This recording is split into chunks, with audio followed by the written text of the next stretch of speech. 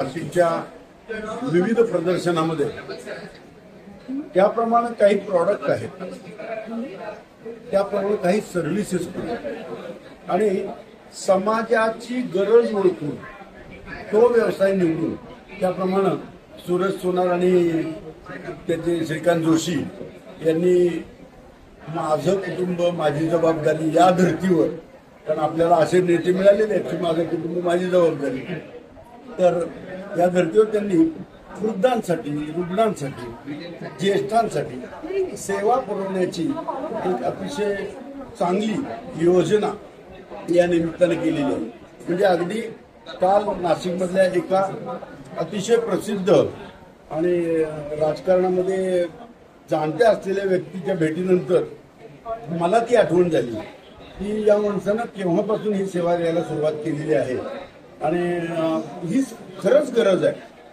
कारण आजच्या या धकाधकीच्या आयुष्यामध्ये रुग्णाची सेवा घरच्या माणसानं करायचं असेल तर त्याचा असलेला जॉब किंवा व्यवसाय हा फार मोठ्या प्रमाणावर अफेक्ट होण्याची भीती असते। त्यावेळी वेळ तर निभावून न्यायला लागते। त्यावेळी असा एखादा मदतीचा हात उभा राहणं ही खरंच दैवी देणगी आहे असं मी म्हणेन।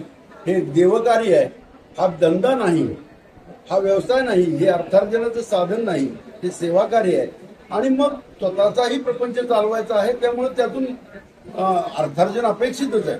पण हे करायला कोण तयार आहे आजच्या तारखेला? घरची माणसं जर तयार नसतील तर काय अवस्था होईल त्या रुग्णाची? त्यामुळे ही खरी समाजाची आजची गरज आहे आणि या गरजेला ओळखून यांनी या व्यवसायात पदार्पण केले आणि खूप चांगलं काम करतात। त्याबद्दल त्यांचं मनापासून अभिनंदन।